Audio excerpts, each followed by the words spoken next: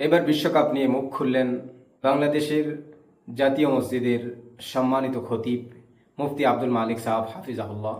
বাংলাদেশের সেই বিশ্বকাপ প্রেমী কিছু পাগলকে নিয়ে আসুন বিশ্বকাপ সম্পর্কে মুফতি আব্দুল মালিক সাহেব হাফিজাহুল্লাহ কি বলে আমরা এটা শুনি। বিশ্বকাপ বিশ্বকাপ উন্মোদনা শুনেন নাই? চুপ করে আছেন দেখি সবাই। কি পত্র পত্রিকা কি লেখে? উন্মোদনার অর্থ পাগলামি। তা আমরা নিজেরাই বলছি বিশ্বকাপ পাগলামি। তো এই পাগলামির উপরে আবার বাহবা দিচ্ছি। পাগলামির পক্ষে কে থাকে বলেন? পাগলামি করা ভালো, পাগলামি সমর্থন করা ভালো, পাগলামির মধ্যে সময় ব্যয় করা ভালো, অর্থ ব্যয় করা ভালো, মেধা ব্যয় করা ভালো। কিন্তু সবাই যে পাগল হয়ে যাচ্ছি, পুরো সমাজ যে পাগল হয়ে যাচ্ছে। যে পাগলামি, ওই পাগলামির দ্বারা তো মনে হচ্ছিল ঢাকায় কোন জায়গায় জানি বিশ্বকাপ হচ্ছে। ঢাকায় তো না, এটা তো কোন দেশে, অনেক দূরের কোন দেশে হচ্ছে। আরে তো আমাদের দেশের লোকেরা কি ওই খেলায় অংশগ্রহণ করছেন? তাও না। আরে তারা কোনো সময় অংশগ্রহণ করে কাপ পেয়েছে? হ্যাঁ, কোথাও কখনো পায় নাই। আচ্ছা, তো খেলার সুযোগও পায় নাই, কাপও পায় নাই, অংশগ্রহণই করছে না, এই দেশেও হচ্ছে না, তারপরেও এত পাগলামি। কোথায় যাবে এই জাতি? এই জাতির হাসর কি? নিজের লজ্জারও তো একটু ঢাকতে হয়, লজ্জাকে তো একটু ঢাকার দরকার। কিসের উপরে নাচ, কিসের উপরে আরেক জাতির পোশাক পরো, আরেক জাতির পতাকা অবলম্বন করো, পতাকা উত্তোলন করো। আর এই বিভক্তি কিসের কারণে? আমি এই দলের এই খেলোয়াড়দের সাপোর্ট করি, ওরা ওই খেলোয়াড়দের সাপোর্ট করে, এরা ব্রাজিলকে আর ওরা দুই দেশের খেলোয়াড়দেরকে দুই গ্রুপ সাপোর্ট করে। এখন এই দুই গ্রুপের মধ্যে মারামারি হতে হবে, হাতাহাতি হতে হবে, খুনাখুনি হতে হবে। এটা কি স্বাভাবিকভাবে তো প্রশ্ন উঠবে যে খেলা নিয়ে কি খেল শুরু হলো?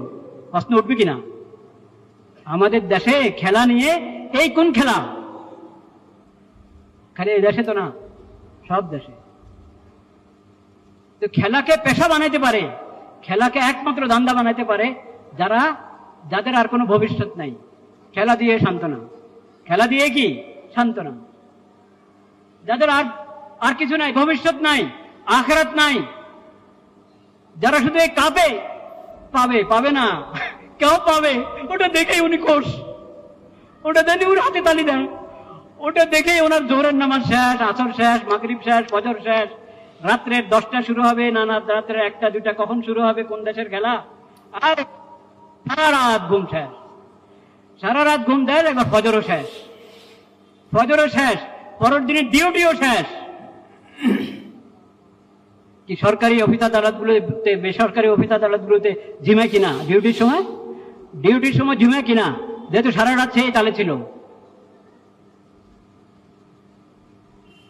পুরা জাতি একসাথে পাগল হওয়া উচিত। পাগলদের কিছু লোক পাগল হবে, তাদের চিকিৎসা করবে জাতি, পুরা জাতি একসাথে পাগল হয়ে যাবে। ইন্না লিল্লাহি ওয়া ইন্না ইলাইহি রাজিউন। তো এই জাতিকে, পুরা মুসলিম জাতিকে পাগলামি থেকে বের করান আর পাগলামি থেকে বাঁচার ভূমিকা পালন করা দরকার আমাদের সমাজকে, সমাজের শীর্ষস্থানীয় লোকদেরকে, সরকারের প্রধান দায়িত্বশীলদেরকে। জাতিকে কিসের থেকে বের করতে হবে? পাগলামি থেকে বের করতে হবে। কিন্তু এই পাগলামি, এটা তো পাগলের পাগলামি না। পাগলের পাগলামি তো মাফ করা যায়, সুস্থ মানুষের পাগলামি মাফ করা যায়? এটা তো সুস্থ মানুষের পাগলামি, ভাইরা আমার। এই পাগলামিতে পড়ে না সময়ের কোনো দাম আছে, না মেধার কোনো দাম আছে, না অর্থের কোনো দাম আছে। সব কিছুর অপচয় অপব্যয় হচ্ছে পুরা বিশ্বব্যাপী। আর নোয়াখালীতে একটা কথা আছে, নোয়াখালীর মনে হয় সারা দেশে আছে, হোল নাচে বল নাচ, মানে এটার উচ্চারণটা আর কি নোয়াখালী, হোল নাচে বল নাচে, লগে তেত্তিনিও নাচে। শোল মাছও লাভ দেয়, বোয়াল মাছও কি দেয় সাথে সাথে। এখন যদি পয়সা মাছ একবারে ছোট ছোট এগুলো যদি ওরকম নাচা শুরু করে, তো এটা নাচা হবে নাকি? তো ওরা তো আখিরাতের উপরে তাদের বিশ্বাস নাই। যাদের আশেক হয়ে আছো তোমরা, ওদের তো আখিরাতের প্রতি বিশ্বাস নাই। ওদের দুনিয়ায় শুরু, দুনিয়ায় শেষ। ওরা তো দুনিয়া পাচ্ছে, তোমরা তো আখিরাতের প্রতি বিশ্বাসী। তোমরা যে ওদের পিছনে দৌড়চ্ছ, ওদের আশেক হচ্ছ, তোমরাও নাচানাচি করো। ওরা তো নাচানাচি করছে দুনিয়ার একটা কাপের জন্য, আর তুমি নাচানাচি কিসের জন্য? তোমার জন্য তো আল্লাহ পুরো জান্নাত সাজিয়ে রেখেছেন। ওই জান্নাত পাওয়ার জন্য তোমার খবর নাই।